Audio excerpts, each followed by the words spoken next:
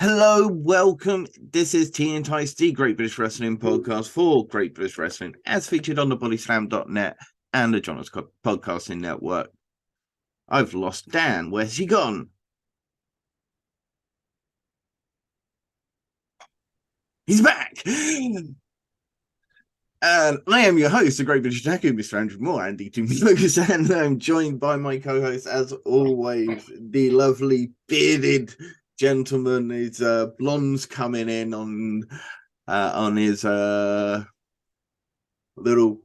whiff of the mohawk. It's a limp mohawk today. It's a limp mohawk. That would be a great way to describe it. Here's, of course, Big Daddy Dan, Mr. Daniel Allen, just Dan for short. How we doing, Dan?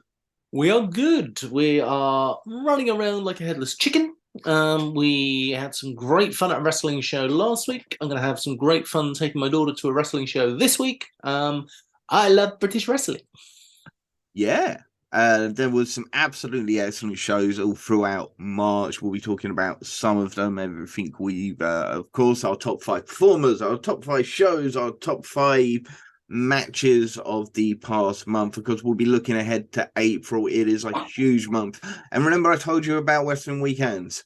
Well, Yes. There's a lot of wrestling weekends in this one. There is indeed. And of course, there's WrestleMania weekend, so there is action going down. LA, some of our boys are out there. They're going to be competing, and we're going to be talking about some of that. But we're going to get straight on to it. We're going to talk about some news, and I guess got to be the biggest news in British wrestling. It's Eddie Dennis is retiring at the age of 37. He had set himself back at Live in London 70, I believe he said. It was after his match with Will Ospreay, that banger he had with Will Ospreay. The week after, a couple of weeks after he had that absolute banger with Will Ospreay, he said that he is entering the Rumble, and that if he gets eliminated, if he does not win the Rumble, he's going to retire from wrestling.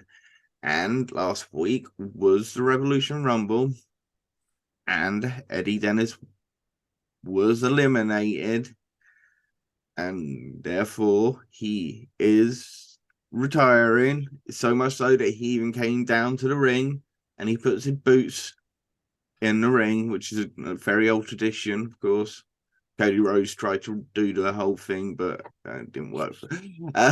But so, look, I'm going to be a bit honest about it and say that I'm not 100% sure I think it's permanent. Maybe it could be just from Rev Pro. Well, see, that was when I first thought about I thought the stipulation was just in regards to Rev Pro UK, but of course it does not seem to be. Other promotions kicked in. Pro Wrestling Chaos Progress all put out little posts about Eddie Dennis retiring. But look, let me put it this way.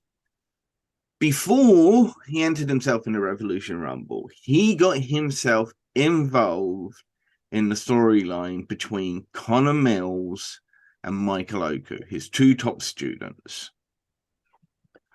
And of course, he got himself involved in that, typically actually siding with Connor Mills. Now, in the Rumble itself, Connor Mills saved Eddie Dennis on a couple of occasions, so much so that Eddie Dennis got annoyed at him for it. And then it was actually Connor Mills who eliminated Eddie Dennis from the Rumble, and then Eddie Dennis switched his support by saying, "Yeah, Michael Oku, everyone support Michael Oku," and left. Well, if this was WWE, I'd say it's a work.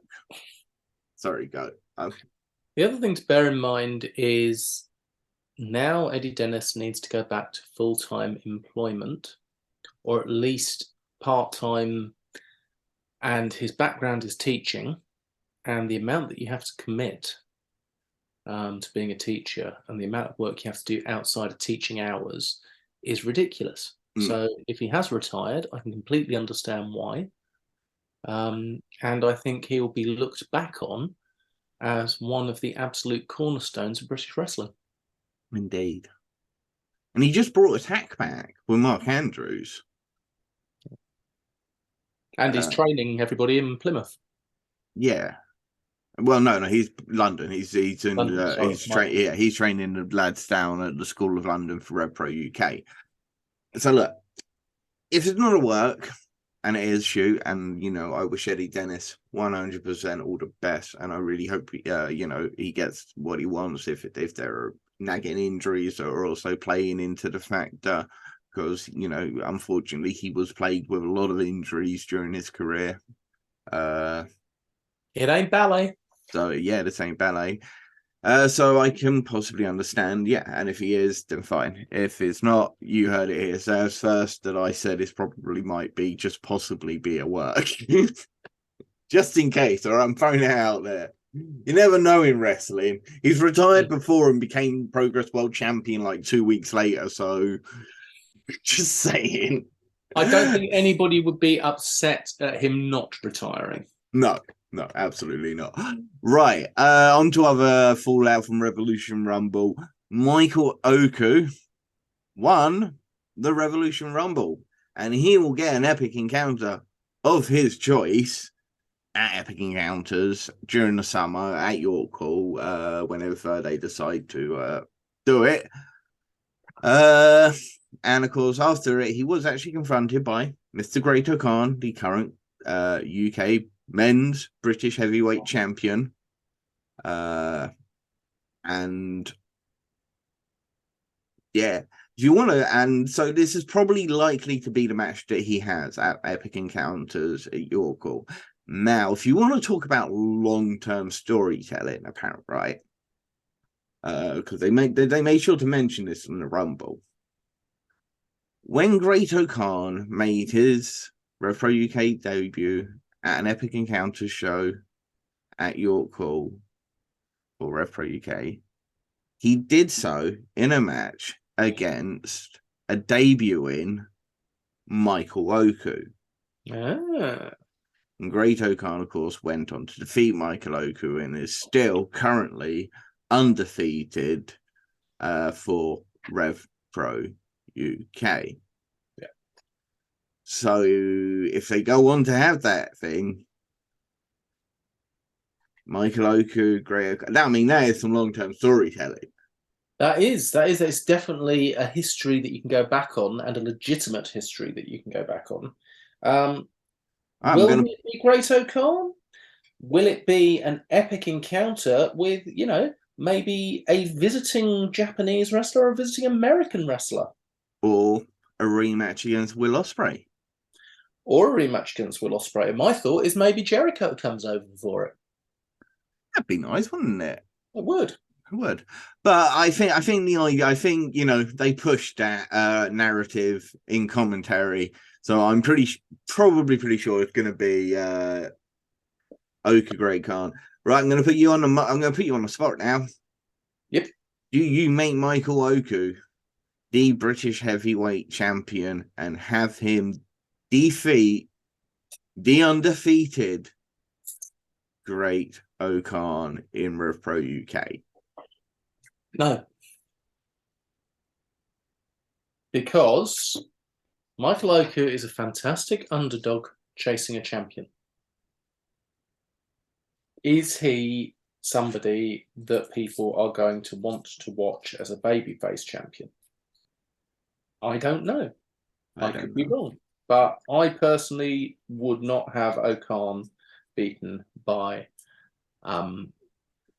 I would have a run-in from, say, a member of the United Empire who has recently joined. He didn't. Yeah, he did join the Empire, but yeah. Obviously, we also had Rampage return. He joined the Legion. We had Charles Samuels return, but he hasn't joined the Legion. Yay! Apparently, because he helped Eddie Dennis eliminate Gideon Gray. But I kind of agree with you. There's no doubt about it. Michael Oku is one of Rev Pro UK's biggest assets, biggest stars, one of their most protected wrestlers. I saw somebody recently put out when Zack Sabre Jr. defeated him. Oh, Michael Oku loses like too much. Do you know? I can count on one hand the amount of singles losses in the last couple of years he's had, and literally it reads Will Ospreay, Zack Sabre Jr., Luke Jacobs, Dan Maloney, and Minoru Suzuki. I mean, if you're going to get beaten by people, I mean, he can't complain at that. Yeah, he even had a draw against Gabriel Kidd recently with a double count out after they suplexed each other over the ropes and knocked each other out, apparently. And so that. And even when he lost to Dan Maloney, he had the buyout clause that he landed awkwardly on his arm when he hit his shooting frog splash. Yeah. So, and then of course he even had the defense going into the Zack Sabre Jr. match that he now had the injured shoulder. He's literally one of the most protected stars in Rev Pro UK, and I probably do agree with you that I don't think he's right for the British heavyweight champion, and his run will probably be exactly like his cruiserweight championship run. Nobody thought he could do it. Everybody thought this guy's going to beat him easily, and he overcomes the odds again. I'm not sure I could, go with it. Yeah. But let's talk about let's talk about Rampage Bound, returning to Rev Pro UK. Yeah. Huge. Sharp Angle's also doing the same. Oi, oi. But probably the other biggest news coming out of it is after Dan Maloney and Francesco Akira went to absolute war against each other. It was a great match, and you should go out of your way to watch it if you haven't watched it. It's available on Rev Pro UK, Rev Pro on demand. After he defeated Francesco Akira, Will Ospreay got into the ring. He shook his hand. He took the armband off Francesco Akira. He's not kicking Akira out. He just took the armband off Akira so that he could give it to Dan Maloney. And Dan Maloney first looks at it. Will Ospreay in that lot. And Francesco Akira walk up to the stage. And then Dan Maloney picks it. He puts it on. He is now a member of the United Empire. Hopefully, we'll see him in New Japan Strong or New Japan Main soon. That would be absolutely fantastic. He would absolutely deserve that. But what happens with the 0121? Boisterous behaviour happens to the 0121. And they still got Amari as well, so they could still be a three-man band with Amari. Do you break Maloney up if you're Progress? Oh, that's a good question. Knowing that you do have the boisterous behaviour way. Yeah, I mean, I'll be honest with you. I would break them up because Maloney, for me, has reached the point where he is ready for a big singles run. A big singles run. Similar to what he recently had with Extreme last year. Yeah, exactly that. I think that's what he should be doing everywhere.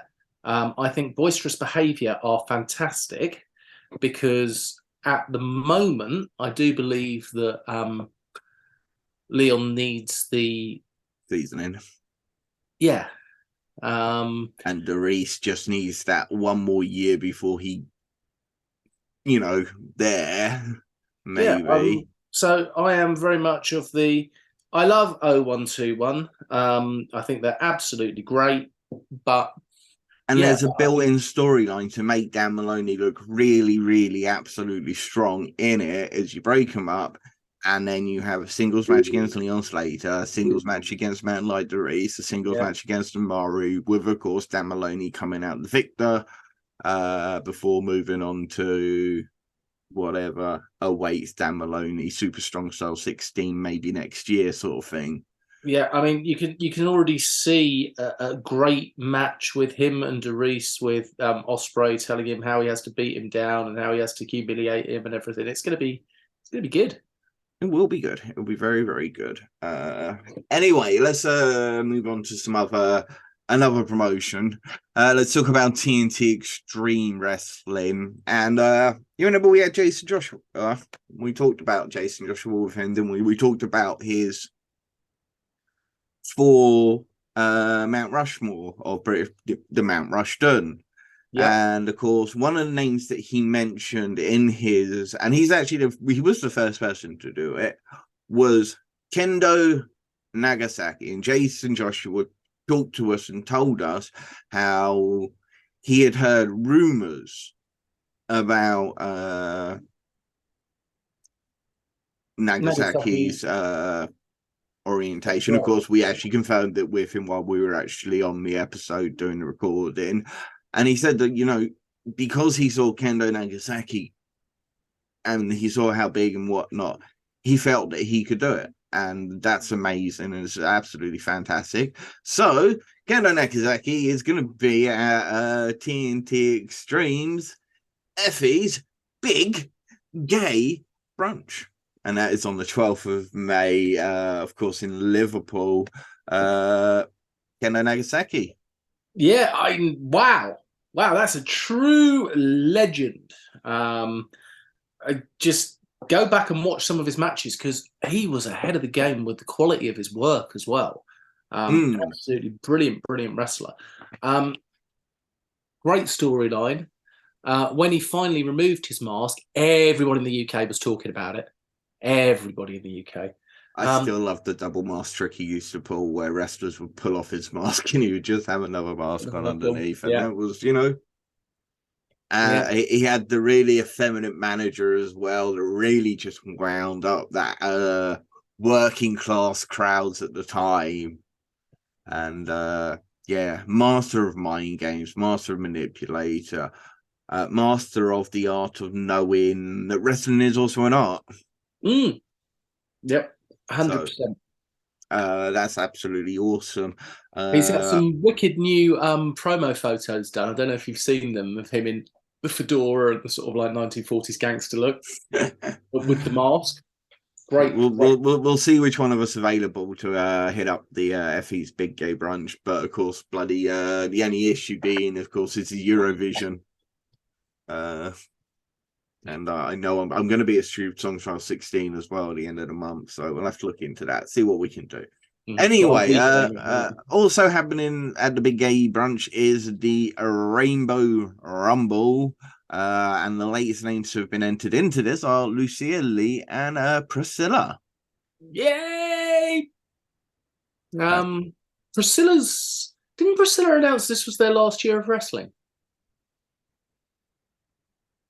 I don't know. I don't think so. Maybe. I hope not. Possibly. I hope I'm making a mistake. Yeah.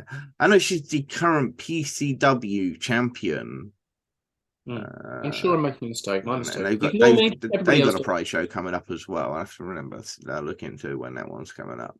But heavyweight world champion and women's world champion. The men's heavyweight champion and the women's champion, Alexis Falcon and Charles Crowley, have said they will be attending, and they are attending, and they've got their eye on a bit of Boosie. Everyone's got their eye on a bit of Boosie. Bit of Boosie, yes. Gotta love a bit of Boosie. Not Bussy, Boosie. Hey, also announced the Lana Austin Experience. Lana and Sky Smithson will be in action when they face the She-Wolves. No. Could they face the She-Wolves? We know the She-Wolves are going to be there. It hasn't been announced, but we'll probably make the assumption that, you know, the She-Wolves are going to be there. The Uprising are going to be there. Sky Smithson and Lana Ross Experience, Lana Austin. So there's probably a good inclination that they will challenge the women's champion tag team champions. Well, I'd like that. I would also like that. So make it happen. They have announced one match for the show, though. They have. And that match is Cassius versus Billy Hayes. Right, and while we're on the subject of Cassius, right? The fact that Billy Hayes and Cassius both making their debuts, I'm going to have an absolutely fantastic one. I've got the story a little bit later, but we might as well just quickly stick it in now. Is that Cassius is possibly going to be a gladiator in the BBC's Gladiator reboot. Yes, you heard me right. Cassian, the neon explosion, could be part of the upcoming BBC reboot of Gladiators after being asked to audition for the show by one of its producers. You can actually find out a lot more about it than I'm going to tell you now, because that's about the most I know. There is an exclusive interview in The Sun, and of course, yeah, absolutely. You know, he is absolutely fit. He's got all that muscle, and he looks fantastic. And as a character, he's outrageous. Yep. I think Gladiators could do with something like that. I think it'd be great. I think it'd be absolutely 100% brilliant at that. Indeed. And good luck to him. Hopefully he does, because as I say, at first I thought he is, but it's not. He's just stating the fact that he had audition. He was actually asked to audition by the producers. I mean, when you're asked to audition by the producers, probably a good inclination that you're likely. And look, all the power to them. And I really wish the best for Cassius, and I hope Cassius gets this role. I do too. Okay. But Billy Hayes. One wrestler that you would say would be a brilliant gladiator. Go. I mean, Shreddy would be an obvious choice. Guy looks like an absolute machine. He's injured right now. He fits the bill. You? L.A. Taylor. Yeah, the Dominator, the Demolition Woman. I mean, she got a belt name. She could be the Demolition Woman. Yeah. But yeah, well, you just said shredding. It was just like, yeah, you've won this. I also think somebody like Nina Samuels with their stage presence would absolutely kill it. And Charles Samuels with his gob could be the new Wolf. Absolutely, and actually, considering he's got himself in all that absolutely amazing shape, he fits the bill now as well. So, but let's talk about Cassius versus Billy Hayes. Yeah, that'd be a great match. Billy Hayes is brilliant. I've seen him live a number of times. We've interviewed him twice. He's a really great guy. I think that match will be brilliant. And hey, people at a cage match, build him a profile. Yes. It's about time he got a profile. Do it. But yeah, it should be an absolutely great match, as you say. But yeah, still no Billy Hayes on the cage match. Get that sorted cage match. He's a fantastic talent. And him and Jason Joshua's Dead Sad Boys, absolutely fantastic tag team. Yeah. But more news for TNT Extreme. I'm going to let you take it because it's another deathmatch tournament. Did you watch DOA? I have watched a couple of bits of DOA so far. But I had my fill of death matches this week, and I will tell you all about that when we get to it. TNT have announced their second deathmatch tournament of the year. This year, it's going to be in Birmingham, where TNT Extreme will make their debut on the 14th of July with Thrill Kill.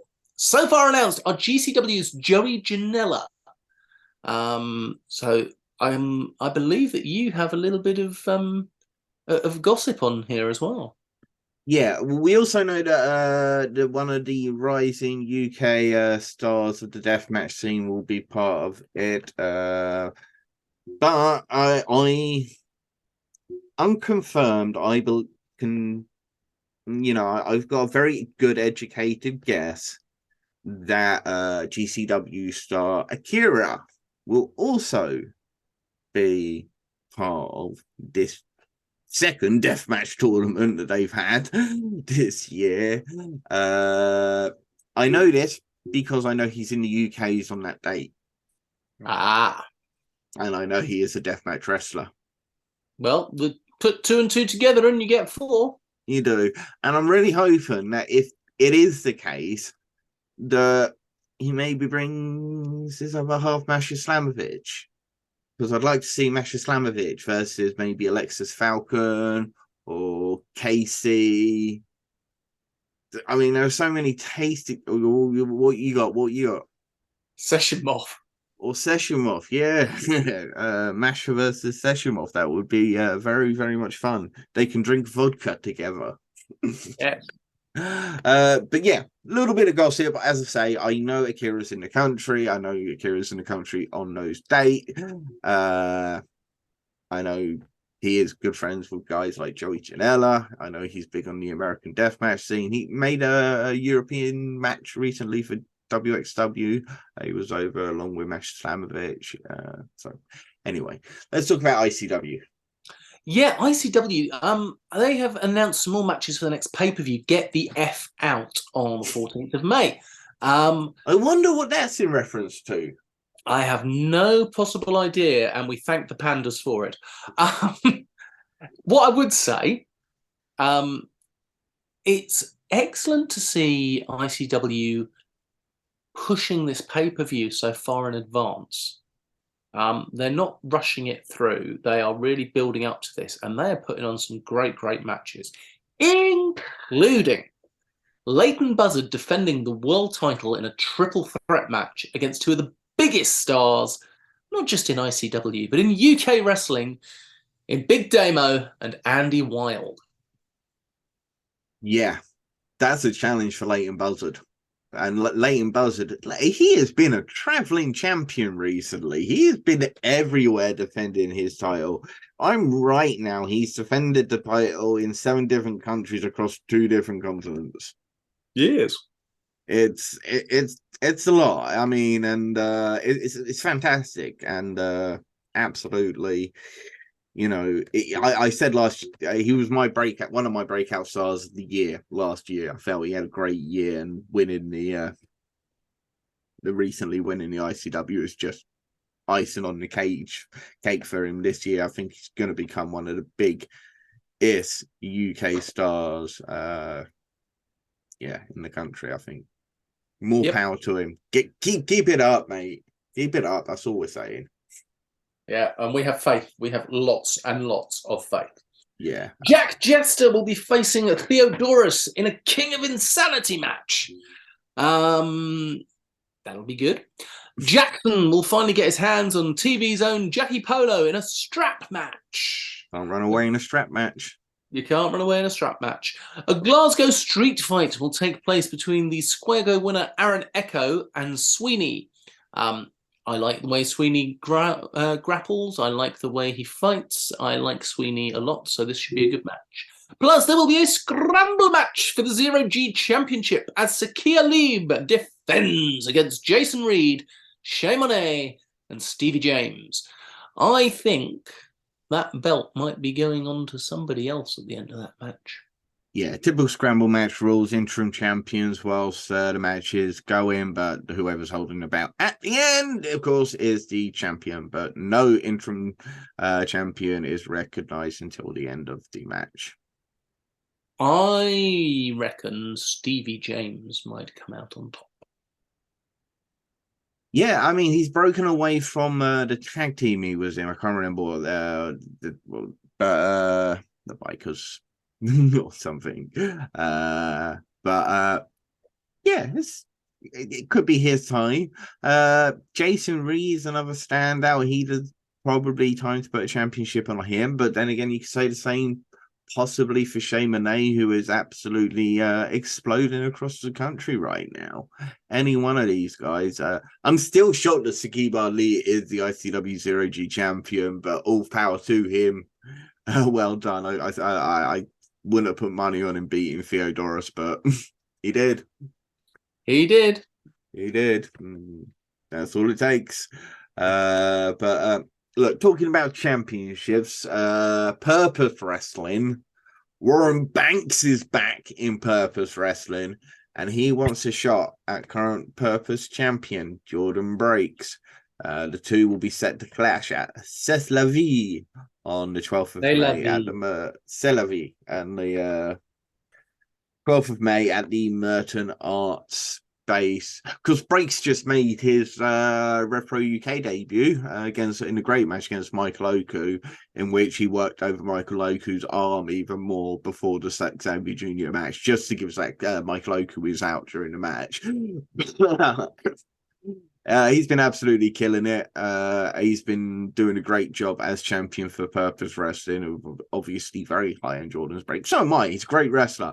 Zack Sabre Jr. was very, very impressed with Jordan Breaks as well. They had a little moment in the Revolution Rumble. It was fantastic, with the two going back to back on using their old school catch wrestling skills. It was great watch.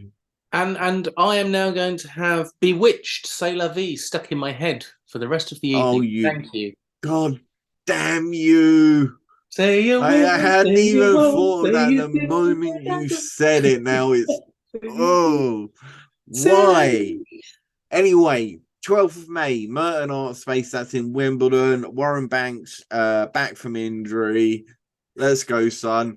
Worst Purpose person Wrestling. to... Although, Purpose Wrestling, please. You've got to play C'est La Vie as the entrance music for somebody. just to play it as the intro music for the whole show. Yeah. For when you bring it out. Yeah, for bringing out the ring out. And then they have to Irish dance in the ring. I'll tell you the word. Warren Banks has challenged the worst person if you're coming back from injury. It should be an absolute cracker of a match. Yeah. No Mercy Wrestling have made an announcement. They have announced they've signed a deal with Premier Streaming Network, and their wrestling will be available to stream for $4.99 a month. Yeah, I'm not sure if that's like how the Fight Plus works, where there's like a certain tier level. You pay $4.99 and you get so many different shows, but then there are other shows that you could still buy for pay-per-view and thing. So I'm not quite sure how it goes. I haven't looked into Premier Streaming Network as much as I probably should have. I know that No Mercy just put on an absolute killer show with Sweep the Leg that features matches such as James Ellis versus Joseph Connors, Rio versus Luna Blue versus Rain Leverkusen, and Shane Hooker versus Nico Angelo, and that was for the TNT Ultra X Championship. There's also Jay Joshua versus Will Cruz. You gave me some great gossip on Rain Leverkusen this week when we were chatting away. We did, and we'll get into it because you'll see the announcement for the promotion where I found out. It's later in the thing. We'll definitely talk about it, but we do. I never knew this till this, so I think it's really interesting. So stay tuned to find out what we found out about Rain Leverkusen. It's a good one. Ooh, it's a good one. But yeah, I don't know how the structure at thing works. At $4.99, if No Mercy are pulling out show every month, I think that's a fair deal. Yeah, always. Absolutely. Wrestle Carnival! They're going somewhere new. Who are on the Premier Streaming Network, by the way? They are. They are going somewhere new. They are. They're going to Cambridge, down by you. They are indeed. To a degree. I mean, you get a train there. Easily. And I believe it's only a 20-minute walk from the train station, apparently. Everything's a 20-minute walk from the train station in Cambridge. It's fucking miles from everything. Speed Kills is the new Wrestle Carnival show that will be taking place on the 9th of September at the Clay Farm Centre. And it is looking to be one hell of a show. Who have they announced so far, Andy? Well, you've got the Nigerian kaiju, Warren Banks, the king of the cruiserweights, Robbie X, the man with the best calves in Brit Rest, Levi Muir, the main event empress, Emerson Jane. She's hated everywhere she goes. It's Ivy. And Shane Hooker. I don't have an adjective for him. I've run out of things to. The Welsh Will Ospreay. No, I don't think he's well. But it's the Assassin's Creed Shane Hooker. Would you like a shovel to dig yourself out of this one? No, I think that's a great compliment. He is, I'm comparing him to Will Ospreay. Shane Hooker is a young, phenomenal talent who has been absolutely killing the Welsh and West Midlands scene. So I'm not actually even sure he's Welsh, by the way. He might just be the Midland Will Ospreay. But he is fantastic. He's high flying. He is perfect for a show called Speed Kills. And Ava White has also been confirmed. Yeah, the Ava. Yay. So yeah, that should be good. If you are in Cambridge on the 9th of September, go to the Clay Farm Centre and watch some bloody good wrestling. Indeed. Now I'm going to talk about. We're going to move on to some training because I've got a few different news stories regarding wrestlers and training. Oh, go on, man. Starting with the fact that Soft Pro have announced they will be opening their own wrestling academy in Gym Origin. Head trainer will be Sam Gradwell, and Joey Hayes will be among the coaching staff. And they've got a revamped website, which you can go check out. I recommend you do. It's got brilliant information regarding the new training, how much everything costs, and how to book yourself a spot. It also has all of their codes of conduct and everything. It's a really professional website, and more promotions should strive to do websites like Soft Pro's one. But yeah, Sam Gradwell's the head trainer. I've seen a lot of people very much interested. He's a excellent choice for a trainer. He was trained himself by guys like Dean Allmark and Zach Gibson, now Rip Fowler. He is a phenomenal talent. He's got years of experience behind him. He's an NXT UK superstar. He's one of the guys that we always thought just needed that little bit of pushing in NXT UK, and he could have broken out to the next level. Unfortunately, he never got that chance. But I think, yeah, Soft Pro, I think this is great. I think, yeah, building yourself the next generation. I think every promotion should look at these type of ways to do things. What do you think? I agree. I think it's exciting to have that training school in Manchester. There are a lot of good training schools up north, but you're going to have some brilliant people there to set you up. Funny you're talking about this. I was looking at a couple of different training things recently. James Greenwood, the referee, has been running a referee training school at the Future Sock Performance Centre. And he has been training a whole new herd of zebras. Indeed. And I know very recently, actually, at Future Shock, they also arranged a Zoom conference call with the one and only Nigel McGuinness with regards to, commentary guys. So you can pay and get in and ask Nigel McGuinness questions on commentary, which was an absolutely fantastic idea. And speaking of Nigel McGuinness still, he is going to be running his own wrestling seminars, sort of, on the 3rd of June from 10 p.m. to 1, sorry. 10 a.m. to 1 p.m. 10 a.m. to 1 p.m. New Wave Wrestling will be hosting a very, very special seminar with the one and only, one of the best to ever do it, Nigel McGuinness in Cardiff. Also, House of Pain Wrestling have a fantastic centre, the House of Pain Academy in Nottingham. I know that Paul Sticks has just done a little bit of refurb in there, and they've got 2 rings set up permanently, as well as a fantastic gym of weights and bits and pieces. And that, as I say, is in Nottingham. So do have a look at that one. And of course, I'm going to have to mention it, seeing as I trained there, not as a wrestler. I trained there as in gym. There is the Square One Academy in Hertfordshire, which you can also do at the Soft Pro Origin now as well. But Nigel himself will also be at the Barracks on the 3rd of June later in the evening. So he'll be hosting 2 training seminars. I recently read an article where he said he's not opposed to coming back. You know that? Recently said that in an interview. That is exciting. I'm fairly sure I remember the reason that he had to stop wrestling. So I'll be interested to see how that goes. But I would be very excited to see if there's been a safe way for that to happen. Indeed. Also, more training news. Emerson Jane has joined the coaching team of Joe Hendry's Pro Wrestling Academy. Nice. So she will be joining the coaching team alongside Joe Hendry, DCT, and the one and only Ian Skinner. And Joe Hendry's And that's been in brilliant. Edinburgh.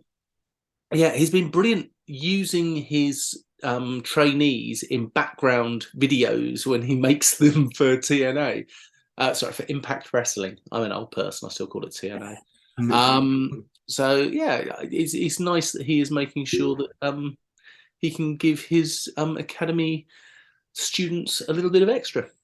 Yeah. Now, if we pop over to Europe, Hungary Passion Pro guys have announced a 4-day summer camp from the 14th to the 17th of August, which will include Robert Dreisker and the Arrows of Hungary coaching. Accommodation and food is provided. Wow. So, yeah, you obviously organize everything else, your flights out there and whatnot. I think, Dreiser's one of the best coaches in Europe right now. Of course, he's the head coach of the WXW Academy.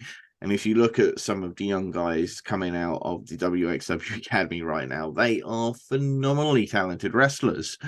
So, yeah, and the Arrows of Hungary, they literally trained in everyone in Hungary. I'm not kidding by this. He literally trained everybody in Hungary, including guys like Peter Tiani, who's absolutely taking the scene by storm right now. So an opportunity to train with Robert Dreisker and the Arrows of Hungary. And I'm sure if you talk to guys like Dave Bradshaw, Corey McRae, Connor Mills, will all tell you some great things about the people over at Passion Pro. And the fact that I've had them on to interview before, I can honestly tell you I've got great things to tell you about the guys from Passion Pro. And I know that I think it's in July, they've got a show on the beach again, and I'm Yeah, so they've been so advertising it. tempted to go to that one, which is on August 19th, right before it. Should I phone them up? Can I come to the training and not train? Can I just watch, please? Can I just come and watch, have my food and accommodation taken care of, and I just, come and watch? A report on it. Full. What do you think? Arrows are hungry. Get in touch, and I'll stick around for the beach show as well. I'll make a whole week of it. I think that if you let him watch, you should definitely give him chops. WXW and MLW. Ooh, what have you Yes. found out, Andy? Well, MLW released an article and said that they are in discussions over an interpromotional collaboration. A formal announcement is coming imminently.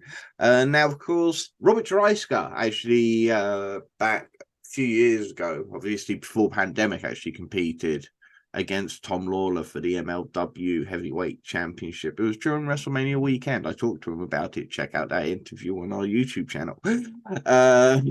But I'm getting really good at doing it. But what I'm saying is there has been connections before, and of course, WXW Unified World Champion Shigehiro Irie is actually set to compete on MLW soon.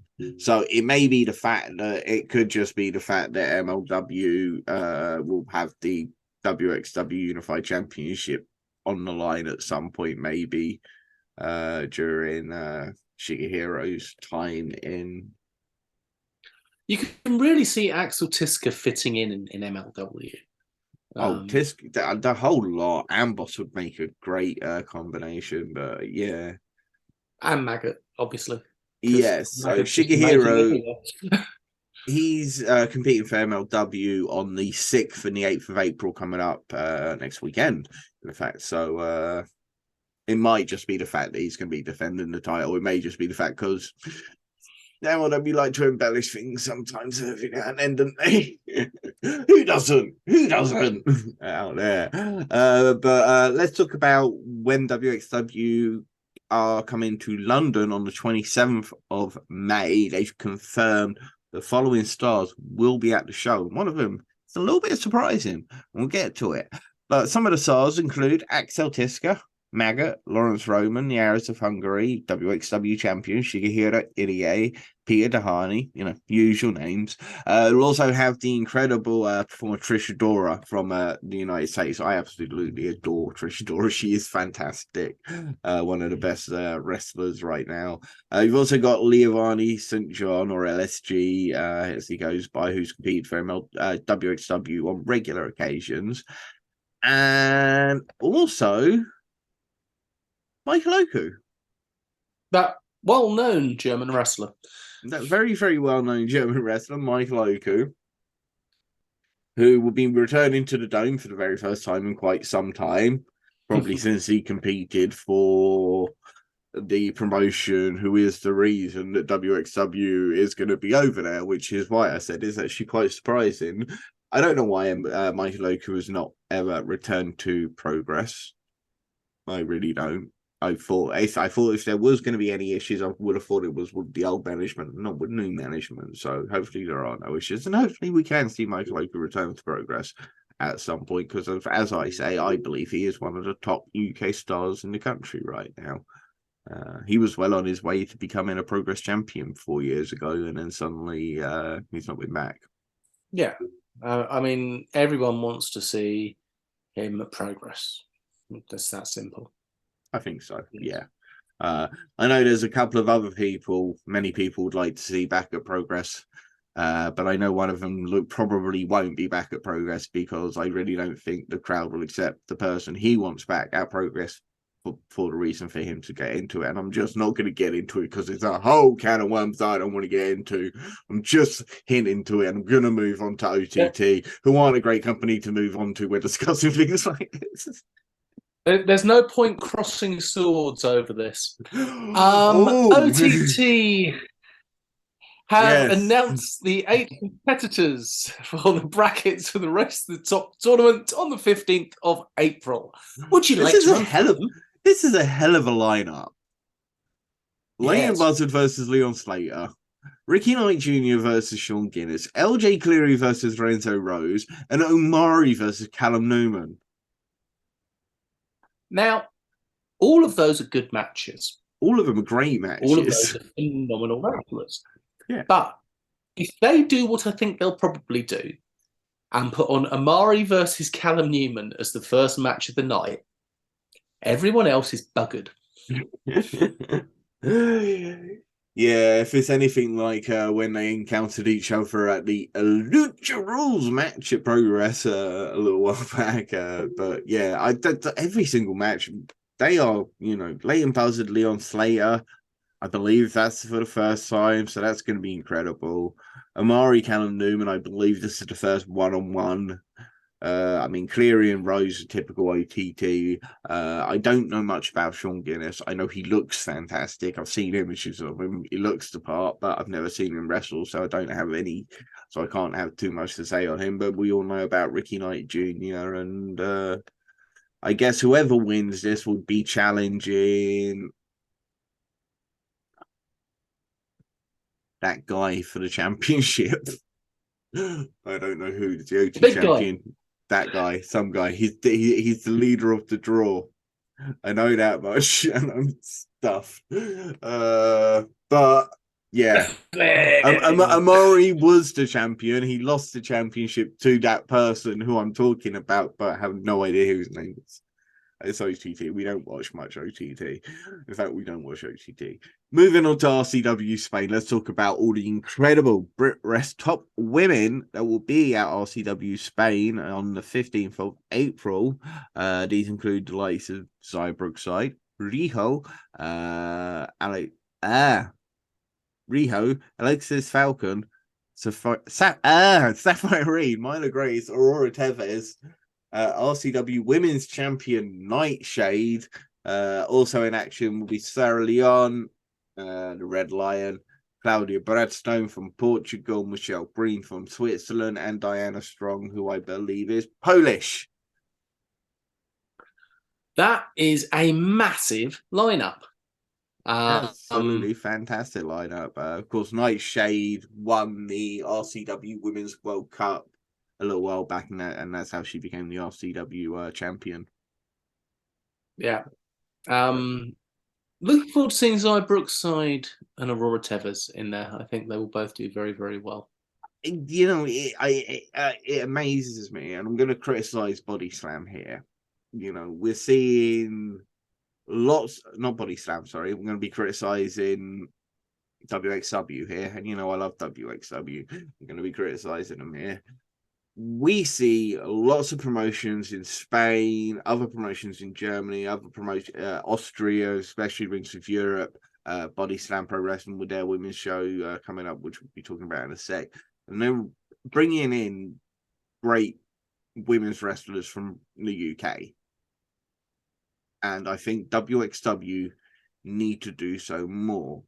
They've got like a very small core group of women, which is Baby Allison, Alice Inc., Ivor Koloski, Ava Everett are their four kind of main at the moment, and you've got Mal, and it starts to get a bit thin, and I think they need an injection. I also think some of these girls could do with being in the ring with some of the amazing British wrestling women out there. I mean, just anyway, let's talk I'd love about. to see. I know they're going to be the first two people we mentioned in Body Slam, but I would love to see Nina Samuel and Laura Di Matteo in WXW.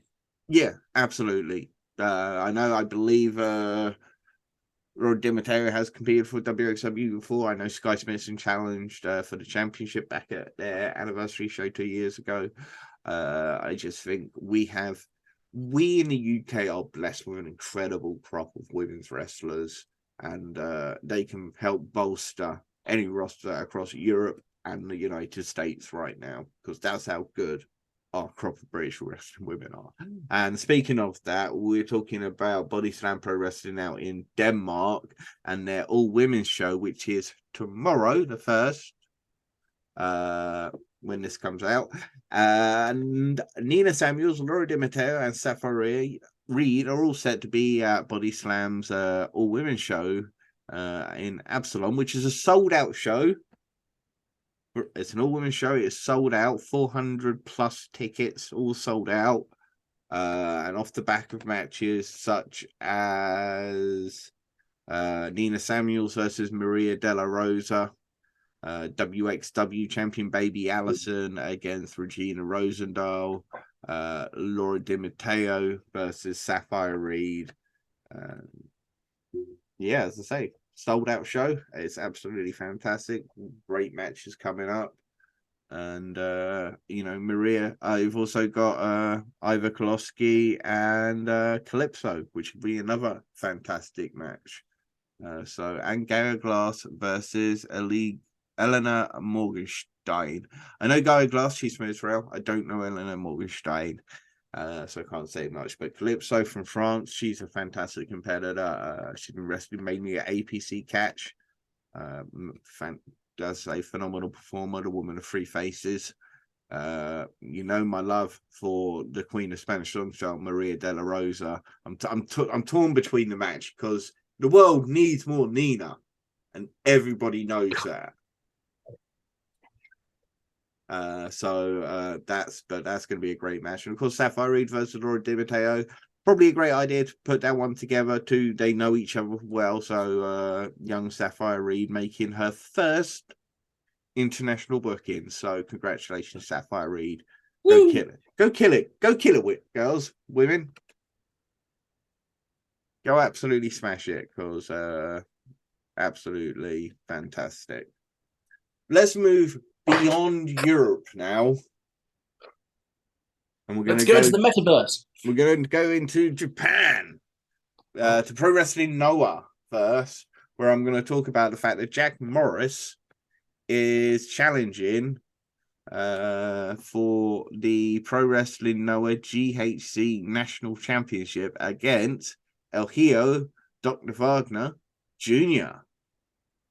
What do you think of that? His second championship match for Pro Wrestling Noah in his short time with Pro Wrestling Noah. This is, I believe, was set his second tour. He literally just came back to the UK, smashed the Rev Pro UK, flying back out there, gets a match, pins the NHC national champion, goes, I want a match. Damn right. We interviewed Jack Morris the end of last year. We know how excited he was to be heading out to Noah. He has proved himself. You know what would be amazing is actually to get him back on now, because we talked about him obviously pre-Noah. We he got the opportunity to talk about going to Noah. It would now be great to talk about his experience, to hear about his experience. Yeah, not a Noah. word. He's absolutely killing it.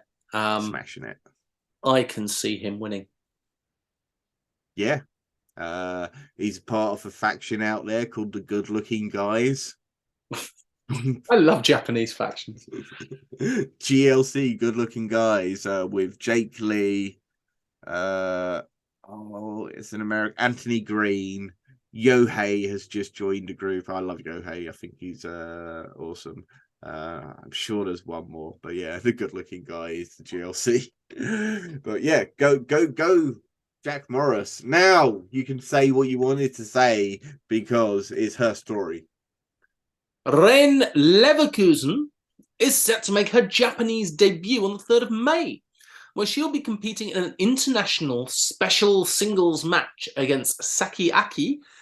The world-famous heavy metal band Iron Maiden's Clive Barr is her uncle. Ren Leverkusen has got this wonderful 80s rock star gimmick, and she can walk the walk and talk the talk.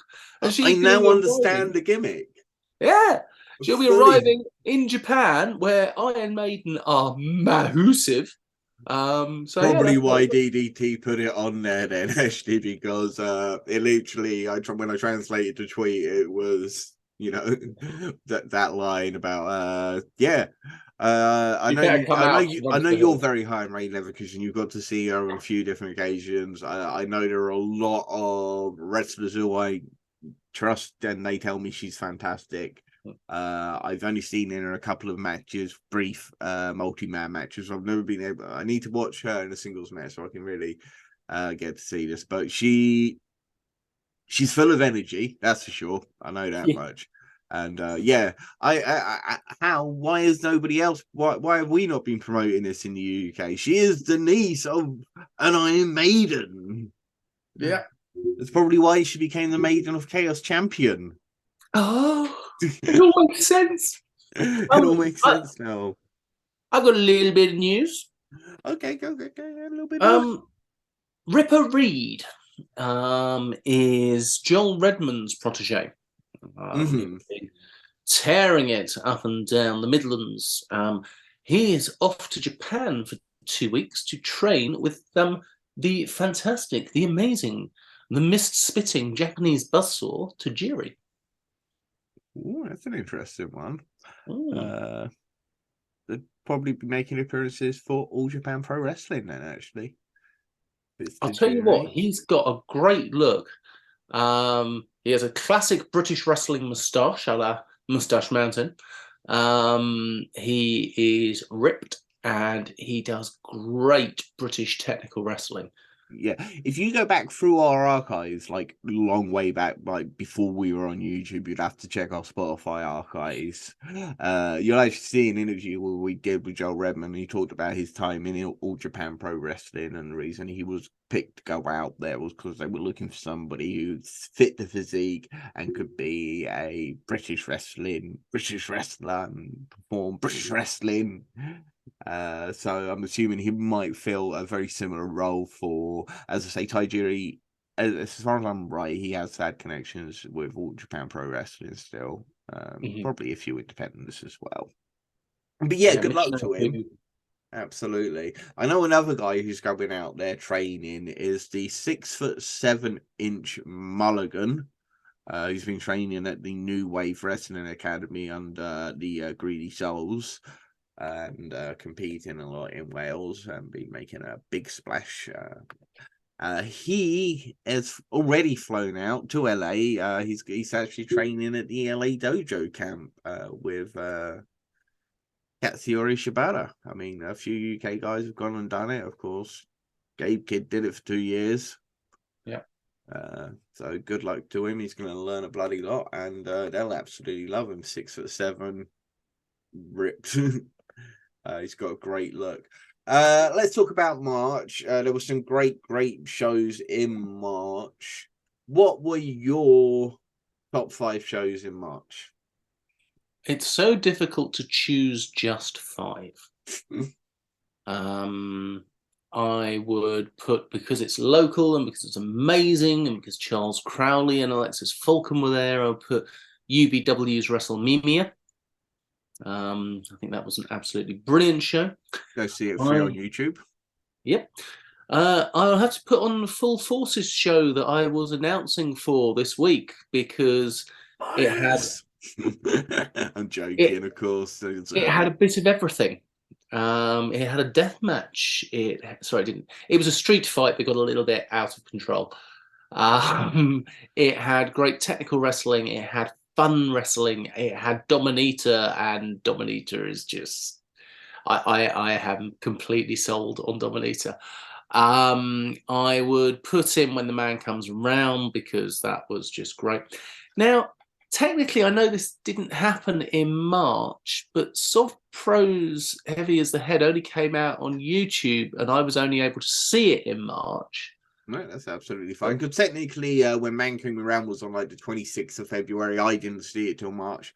So I typically, if it happens, so if you want to put Soft Pro back on the list, I do want to because it was really good. And the Curry and Skinner match, beauty.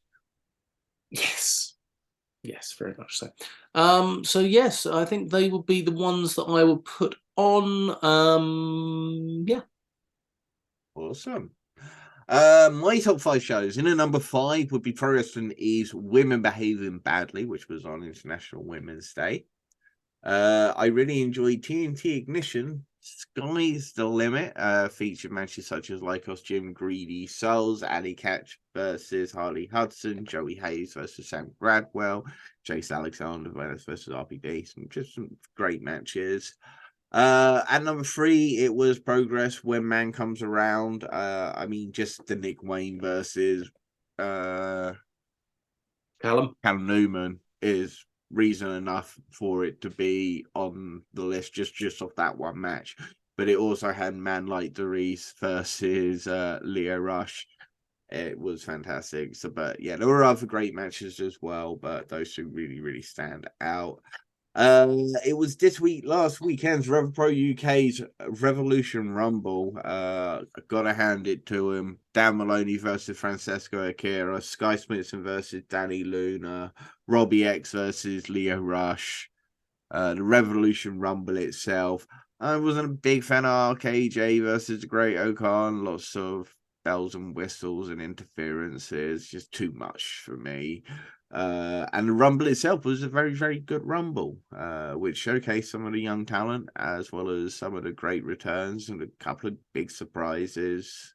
Shah Samuels returning, Prince Seven returning. It was a great Rumble. So for that, and then in at number 1, WXW 16 Karat Gold, just the whole thing.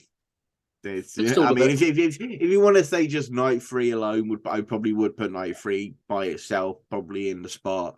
But just the fact the whole thing, the showcase, 7 shows in 4 days, and things like the showcase that showcase all these different European promotions that included Progress and ICW, Body Slam and APC Catch and Passion Pro and Pro Wrestling Austria. You also had the shoot at Ambition. You had We Love Wrestling 42. So yeah, 16 Karat I has to be there for me. So they are my top 5 shows for the month of March. My top 5 matches. I think I shall go first this time. Yes. It was Lycos Jim versus the Greedy Souls from T Ignition's Sky's the Limit. Great match. Really enjoyed it. It at number 4 is the Lucha Rules trios 6-man tag match from WXW 16 Carat Night 3. The French Adors and Commander versus Erez, Trey Miguel, Fuminori Abe. And I mean, just go listen to my WXW 16 Carat review. This was insane. And I hate car crash wrestling, but this was just so good. And Trey Miguel and Ares and Commander, they just do some amazing things. And the fact that Senza Volto and Agil Blanc didn't look out of place.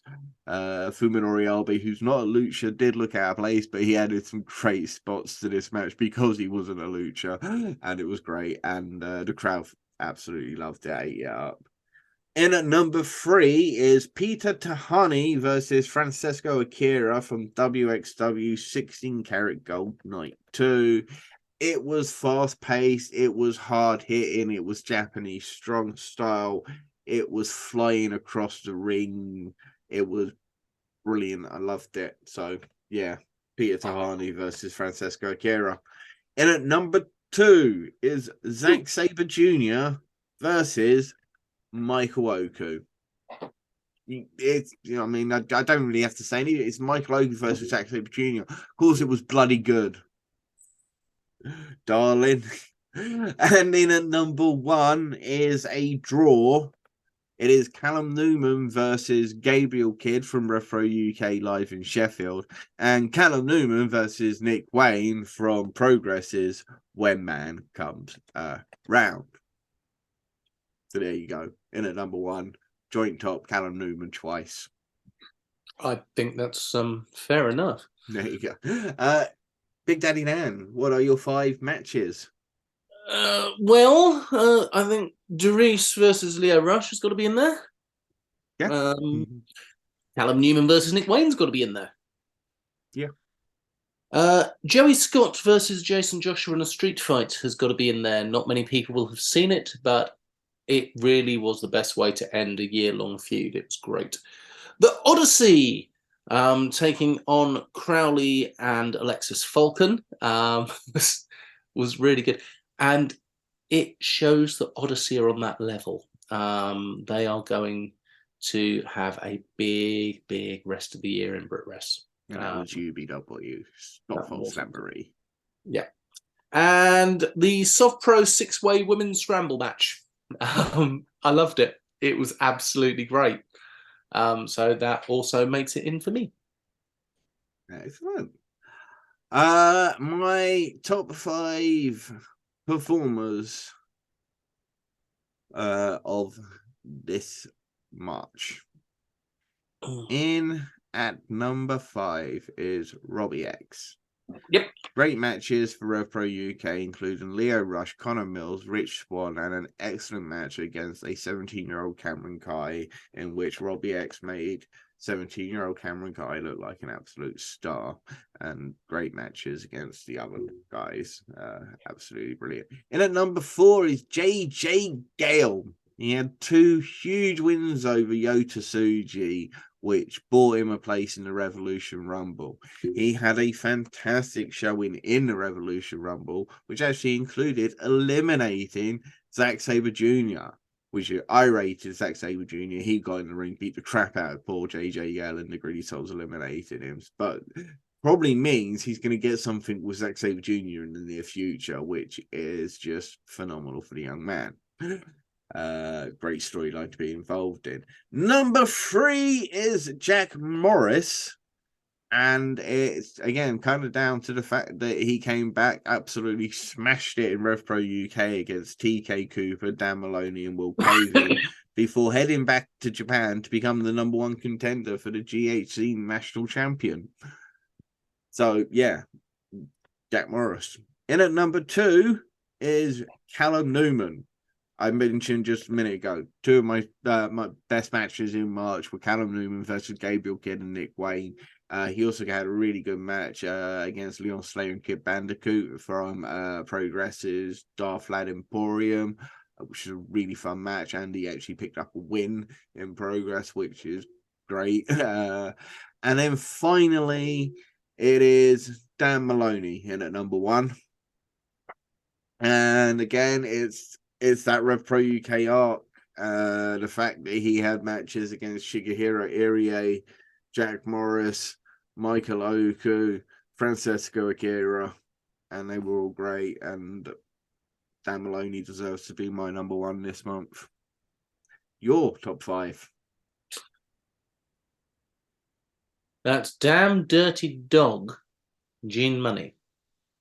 Not just for his wrestling, but for putting on the Darth Lad Emporium. He gets into my The top. matches were good. So was the ridiculousness. They killed Callum Newman. The matches were good. Oh, you miserable bugger. The TNT Extreme Women's Champion Alexis Falcon, who is travelling all over the UK, putting on great matches, be it in a tag team, be it in a singles, be it in a scramble. They can do whatever they want and do it very, very well. So Alexis Falcon makes it in for me. Callum Newman, for all the reasons you said. Michael Oku, who didn't make it into your top 5, but for all the reasons that you said. He was mentioned in most of yours. Yeah, good point. And Spike Trevay, who hasn't necessarily done a lot, but he has done a lot with what he's had. I am excited every time I see him in anything. I'm excited to see what he's going to say. I'm excited to see what he does. And I want to pay money to see Spike Trevay. And that's got to be the biggest thing for me. Absolutely. You know, his Man Comes Around match against Spike Trevay, maybe a little too many bells and whistles for me. But you know, the promos and everything, the whole rivalry, yeah, it's been great. It's been certainly the best thing about Progress right now has been Spike Trevay, and I hope he retains his title. We'll talk about that in just a little while, because we're going to move on and talk about what's coming up in April. Before we can do that, we have to talk about the fact that WrestleMania is this weekend, makes it WrestleMania weekend, which means there are a lot of independent wrestling happening around WrestleMania weekend. Some of it involving some of British wrestling stars. But before we get on to them, let's talk about the British wrestling stars that are going to be part of WrestleMania and give you a couple of quick thoughts on some of these matches. WrestleMania, Gunther, Sheamus, Drew, Intercontinental Championship. This could be match of the night on whichever night that it's on. It's match of the year, any century, any decade. Doesn't matter. It will be a new level of violence, and yeah, it's going to be great. I don't know who's going to win it though. Is it time to take the Intercontinental Championship off Gunther? No. Is it time to give Sheamus the Triple Crown? Yes. I don't know who's going to win. Yeah, I think I think Gunther's losing. Yeah. I don't know if it's going to be Sheamus or Drew. It probably will be Sheamus, as you mentioned, the Triple Crown thing. I think the reason to do it is because it's triple threat. You can take the title off Gunther without making Gunther lose or look weak, and you can then move Gunther on to a SummerSlam match against Cody Rhodes, have him destroy Cody Rhodes, have him take the title, and then have Cody Rhodes come back at the Royal Rumble, win the Royal Rumble, and then defeat Gunther at WrestleMania, because that's all of Cody Rhodes. Beats, wins, beats. I'm joking, but it would be a good storyline. But do we move Gunther on to the bigger and better things? Apparently, he wasn't ready for Brock Lesnar. Apparently, I don't know why. 17 years worth of independent wrestling, being one of the best wrestlers in the world, having at least 4 or 5 star matches. When they faced off at the Rumble a couple of years back, everybody else was ready for it. Exactly. It doesn't make sense. Now, so we got Brock Lesnar almost. But let's move on to the fact that Edge will be facing Finn Balor in a Hell in a Cell. No, they won't. No. Is that gone? Wow. Rude Edge will be facing the Demon. Finn Balor. Ooh. Yes. Edge is going to get his floaty shirt on and have Gangrel with him apparently. And they haven't confirmed that bit yet. But it's been sort of fairly well worded. But Finn Balor has been confirmed that it's the demon. Interesting. Never cage a demon. Yeah, it makes. I think it adds more to the match. Yeah, I think it really does, and I think surely Balor's going over. Don't know. I mean, if you don't, you're absolutely killing. I mean, they haven't exactly, I don't keep up with it, but I read the news. Okay, I don't watch it, but I do keep up to date with the gossip and everything going around. Of course, I do, because that's what I do. So if they haven't, Judgment Day haven't exactly had the best reps. If he doesn't win this, surely it kills the whole thing. The thing is, they don't need Judgment Day anymore because they've got Dominic Mysterio and Rhea Ripley. And they are gold.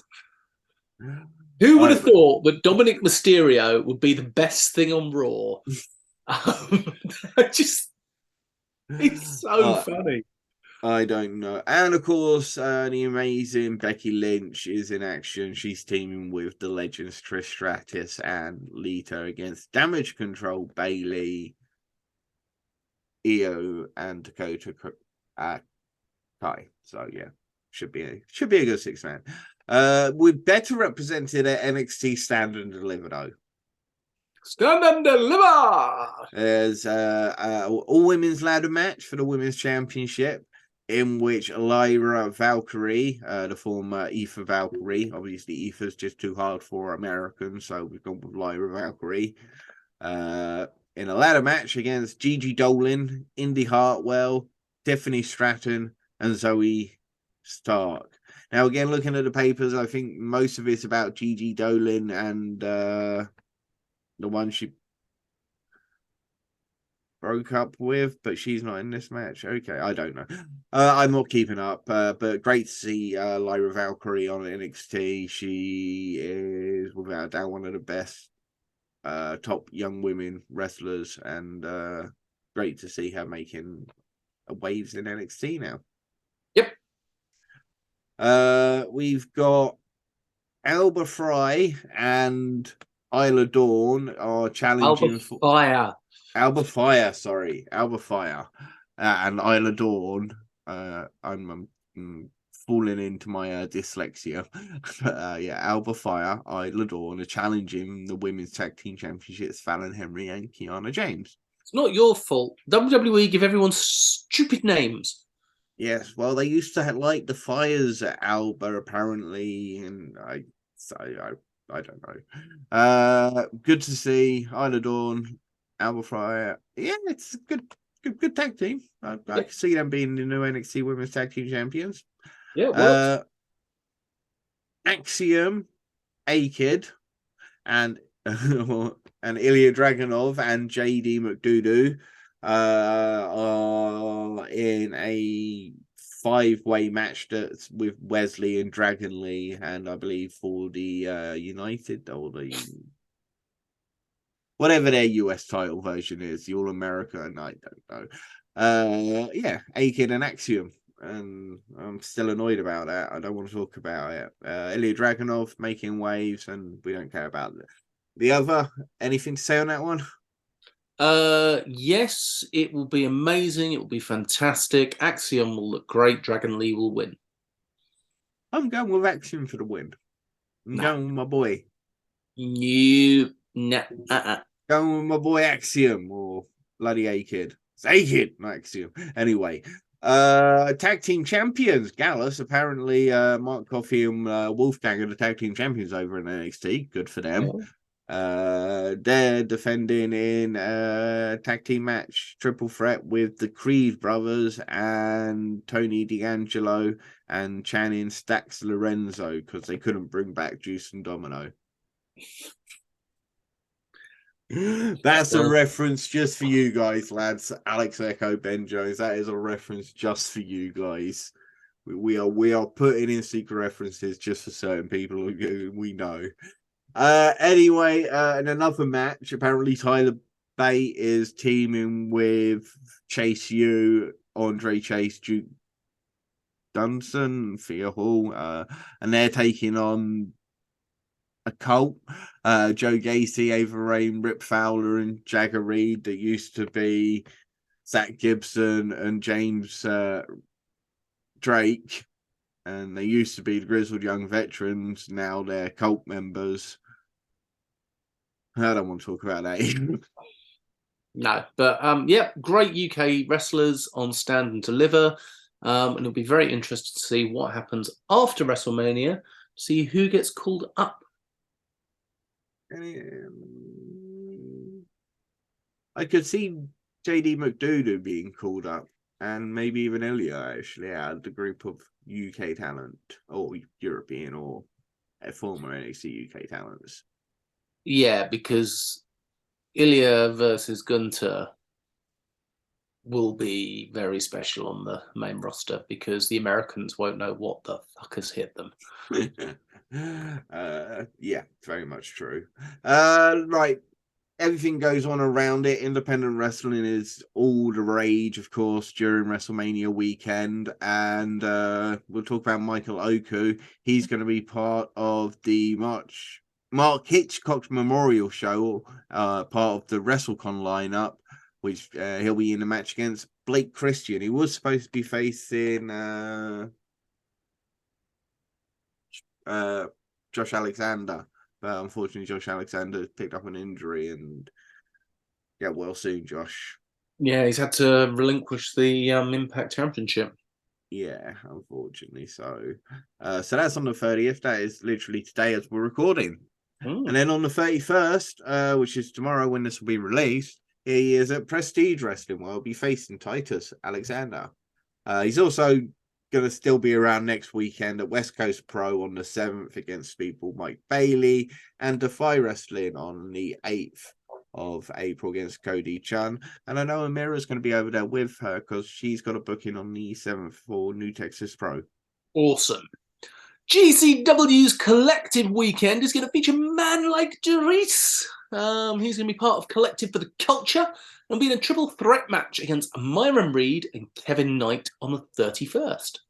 I actually got that wrong. It's actually the 30th. It's today they are actually competing. So, and did you know you can get the whole collective now for $7.99 because they have the $7.99 a month deal. Back when you used to have to buy every pay-per-view, it used to cost you £80 to get the entire GCW collective weekend for pay-per-view. Now, if you just sign up to their fight membership, it's $7.99. Yeah, that's nice. It's very nice of them. Yeah, the CPF boys will be in action, which is tomorrow, or when this is released will be today, at D Generation F. Jimmy Lloyd's D Generation F. They're part of a 8-man tag team which features the Best Bros, which is Bali and Aki and May Segura from DDT. East West Express, Jordan Oliver and Nick Wayne. Wasted Youth, Dylan McKay and Marcus Mathers. And as we mentioned, the CPF boys, Danny Black and Just Joe Lando. Good luck, boys. Yeah. Danny Black making his GCW debut. Yay. And there's a DDT show. DDT Goes Hollywood. Chris Brooks is set to be part of it, mate. And as he's going to be in a tag match against Shunma and Katsumata. And Brooks's tag team partner is the legendary Yoshiki, which is a blow-up doll. I mean, Yoshiki's had some amazing partners over the year, and I think will be absolutely ecstatic. Some incredible matches over the years as well. Oh, God, yeah. I believe they've come close to 5 stars. Yeah, Kenny Omega, Kota Ibushi. So, and of course, they'll be making their American debut. It's about time. Yoshiki is a legend. Yeah, Absolutely. I'm amazed they've managed to get the passport through, but I'm so pleased. Absolutely. Let's go back closer to home. Let's talk about a big weekend for WAW and DOA and Bellatrix. It is the WrestleMania weekend over at Norwich at the WAW Academy. It starts with DOA Wrestling in their house too. Which, as I say, is part of a 3-night weekend and includes WAW and Bellatrix. Matches are RKJ versus Big Effing Joe, and the Progress Atlas Championship is going to be on the line. But I recently saw somebody put syringe in somebody else's something, and I'm no longer a fan of that person. The person putting the syringe in the Person, yeah, gentleman sausage as opposed to the yes. And the promotion they work for as well. Yes, Anyway, well, that promotion's run by a dick and just features shit wrestling. yeah. But hey, you got to get paid, and if you're going to bleed for dollars, it is what it is. Leia Elise versus Princess. AJ Boogie Benjamin versus Jack Selstrom. Used to be Jack Stars. The lads, Alex Echo and Ben Jones versus. I've done that. Yeah, no, I did that right. Alex Echo and Ben Jones, the lads, versus the Wild Kings, Rex Wild and Sullivan King. Also, Brad O'Brien versus Sunset Skip. Nice. What's happening on Saturday the 1st with WAW then? Well, on Saturday the 1st, Ricky Knight Jr. will be taking on PJ Knight in a Battle of the Knights. Zack Zodiac will be taking on Niwa. The Staff will take on Oscar Hyde and Kobe Nitro, and the Roughneck and Swede in a 3-way tag match. Aaron Warnes will take on Mitchell Starr. Ian Kelly, the foxy one, will debut, and Joel Redman will return. There will be much more as well at WAW on Saturday. And as we say, the action continues on Sunday at the WAW Academy with Bellatrix. Announced matches are Angel versus Annabelle, Fiona versus Fifi, Vanessa versus Nikki Knight. Have they been taking naming lessons from Vince McMahon? Yeah, well, you know, it costs more to write 2 names. We're joking. They're jokes. Anyway, another weekender coming up this weekend is Attack Pro Wrestling's return. So that kicks off on Saturday the 1st. Attack is back, night 1 in Cardiff. Flash Morgan Webster versus Wild Boar and Nico Angelo versus Jade Joshua. Their semi-final matches to crown a new Attack Pro champion. Danny Luna versus Emerson Jane. Lycos Jim versus the Greedy Souls. I just gave that match one of my top 5 matches of the March, so it's going to be a great match. And Connor Mills versus Mark Haskin, which is just going to be absolutely amazing. Something we haven't mentioned. What's that? Is the Greedy Souls fancy dress. Our Resurgence Resurgence Falls. Yeah. So basically, get Greedy online Rockers and look up the picture of the Greedy Souls as the Rockers. The Greedy Rockers, that's what I'm calling them. I think it suits them. Go check out that photo. It's absolutely brilliant. So much hair. But tell me about night 2 in Cardiff. Night 2 in Cardiff. Attack is back. We are going to have Connor Mills versus Danny Jones, Emerson Jane versus Rain Leverkusen, Brendan White versus Trent Seven. That's going to be 2 big men slapping meat. And Balderrama will be in action with the debut of Splits McPin's relation, Ali McPins. Ooh. And I believe they're going to be in 6-man tag action. Yay. Also on Sunday, UBW have Stopfold Slamboree, which I'm going to be going along to. Leo Edwards will be taking on Ian Rosario.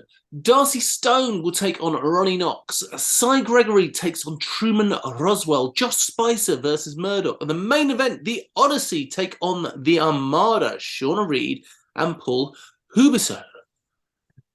Is it a Paul Hubris?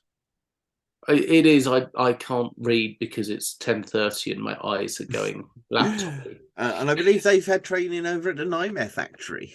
They have indeed. They are a true international tag team. And it's going to be really, really good. And I'm taking Evelyn along for her second wrestling show. She's very excited to wear her Artemis t-shirt and cheer on the Odyssey. Absolutely. Artemis and Adonis Payne.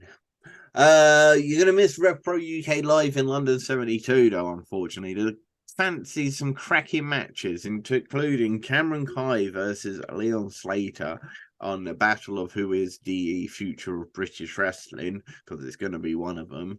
Daz Black makes his Rev Pro UK debut. Yes, go on, Daz Black. I'm getting closer, so much closer to a match between Daz Black and Callum Newman, and a match between Daz Black and Will Ospreay. You know, I've been fantasy booking for years. Finally could happen now that Daz Black is seemingly making his Rev Pro UK debut, and he's got one hell of a fucking match against United Empire's own Dan Maloney. Also in action, Zach Knight versus Luke Jacobs, and two guys are just going to slap and batter each other. Yep. Callum Newman versus JJ Gale versus Robbie X in a Cruiserweight Championship match. That match is insane. Robbie X, Callum Newman, JJ Gale. That's going to be crazy. Jordan Breaks versus David Francesco, and just announced is Ricky Knight Jr. versus Shaw Samuels.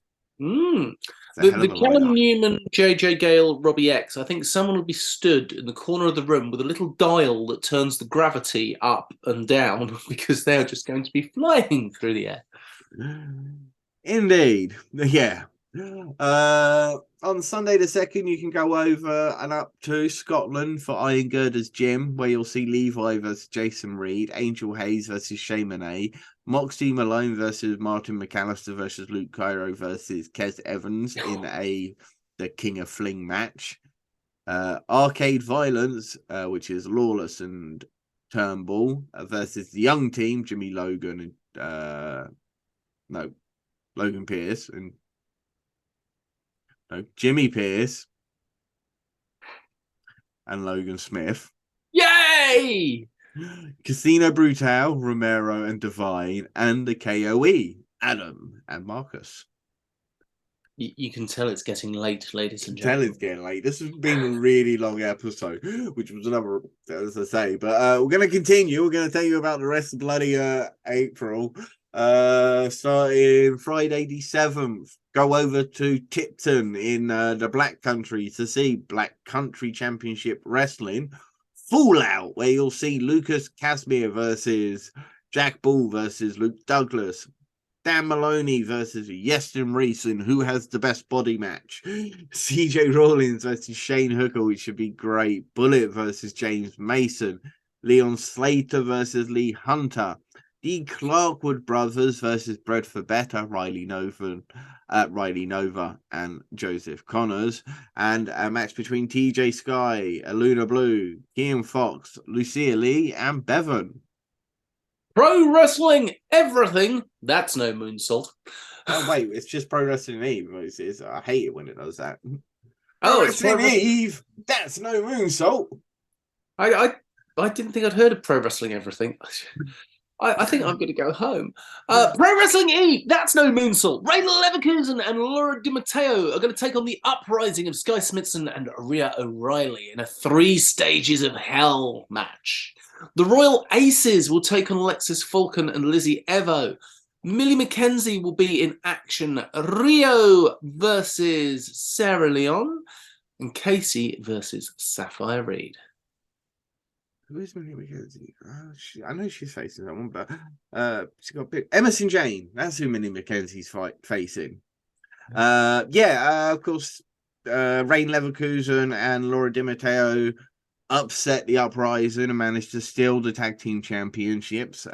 So Uprising are looking to get him back. Of course, they defeated Rhea, O'Reilly, and Nightshade. Now it's going to be the combination of Rhea, O'Reilly, and Sky Smithson.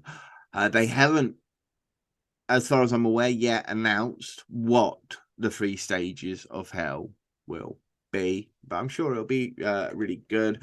Millie McKenzie, last time out in a triple threat match, she's facing Miyu Yamashita at the upcoming anniversary show, and she lost recently in a triple threat match. She didn't get pinned, but she didn't win that match. So she kind of really needs to get a win here against Emerson Jane if she's going to get any momentum rolling in. Casey versus Sapphire Reed. You know, Sapphire Reed is an amazing young talent, and in the anniversary show, she's got a face off against Billy Starks. So she wanted competition before that match. She's got it in Casey. You're going to regret that one. Yeah, and Sarah Leon is making her Pro Wrestling Eve debut, the Red Lion. So good luck to Pro Wrestling Eve. And just mention, I do love the name of the show. That's No Moon Salt. And if you don't know what the reference is, we can't be friends. That's all I'm saying. What's happening on Saturday the 8th? A lot of matches for North Wrestling. It's the NCL Cup in Newcastle. And yeah, this card is stacked. Jack Bandicoot versus Jet Marshall in a first-round match. Natalie Sykes versus Lizzie Ever in a first-round match. Rio versus Kid Lycos 2 in a first-round match. And Will Cruz versus Luke Jacobs in a first-round match. Yeah, that's going to be mental. Zach and Ricky Knight will be teaming up to take on Boisterous Behaviour. The winner of Bandicoot and Marshall will take on the winner of Cruz and Jacobs, and the winner of Riho and Lycos 2 will take on the winner of Natalie Sykes and Lizzie Evo. We will then have Rory Coyle versus Clint Margera in a everyone's going to die match. And then NCL will have the Cup final to see who is the NCL Cup winner. And we did discuss this before, didn't we, over who we thought was going to win. Yeah, and they're literally set to be in the final, in my opinion, together. It's going to be either one of our choices. When you said Rio, I said Will Cruz. And if they both win their first round matches and their semi-final matches, it will be Rio versus Will Cruz in the finals. And that's the finals I think it will be. I can't wait. Absolutely. If you go up to Edinburgh, you can see Discovery Wrestling's Excellent Adventure. Kings of the North versus Deacon Matthews and Theodorus. Gene Money versus Joe Hendry for the Discovery Wrestling Championship. Should be great. Yeah, going to be a great entrance to Joe Hendry. I'm sure of it. Session Moth versus Emerson Jane should be incredible. Chris Ridgway versus Andy Roberts. That's going to be great. Judas Gray versus Ian Skinner versus Ryan Griffin versus Dickie Divers. Go on, Skinner. Ryan Richards versus Frank Gallo, and Debbie Dharma versus Tonga. In fact, the Ryan Richards versus Frank Gallo and the Debbie Dharma versus Tonga are VIP matches, exclusive to the VIP ticket holders. PEW, Phenomenal Elite Wrestling, will have Off the Wall from Ettington. They're in a new venue.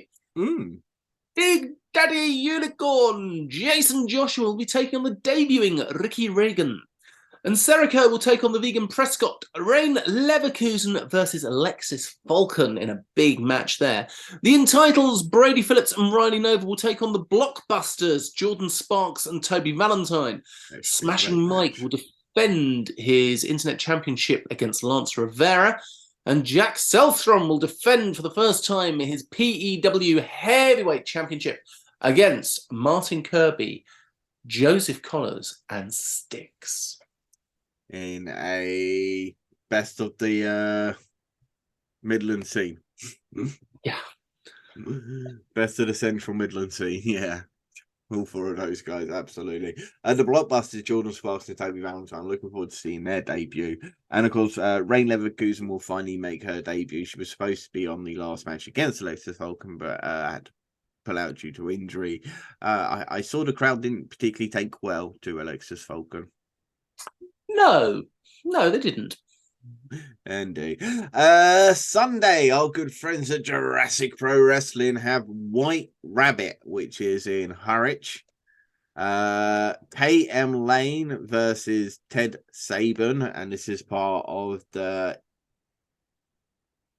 Indominus division.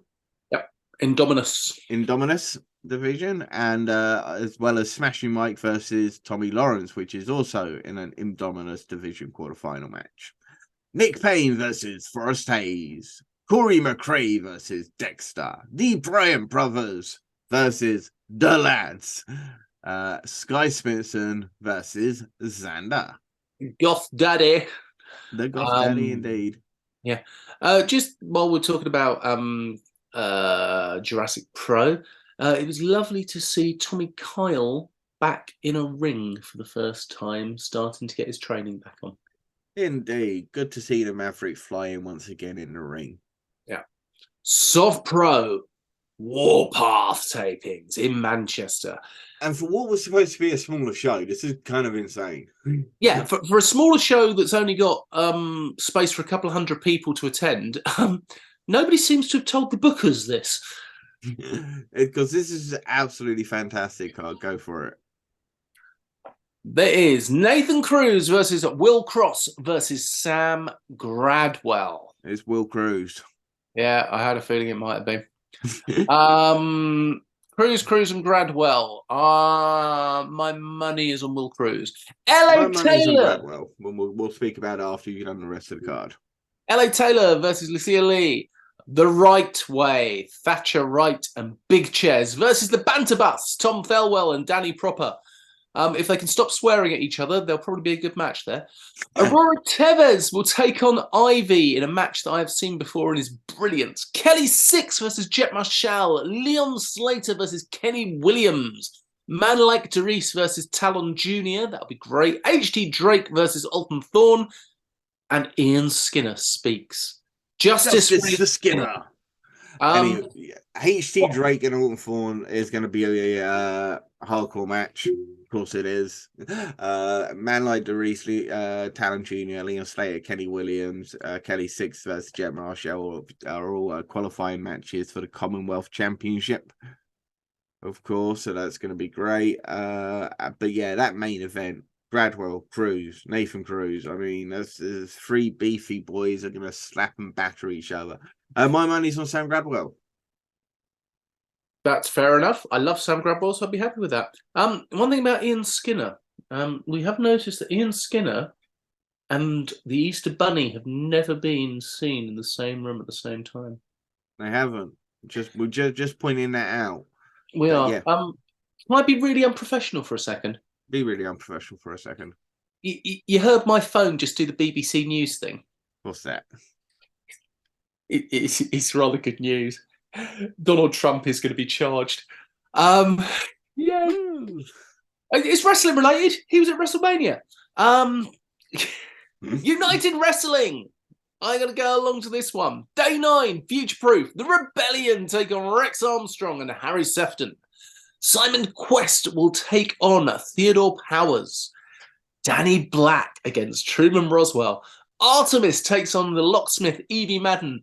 And Memes will defend his championship against the returning twat, Charles Crowley. I forgot to mention me and the missus will be at Soft Pro. Excellent. We'll both be enjoying wrestling that day. Yeah, because are you going to be at United then? I am indeed going to be at United. That's excellent news.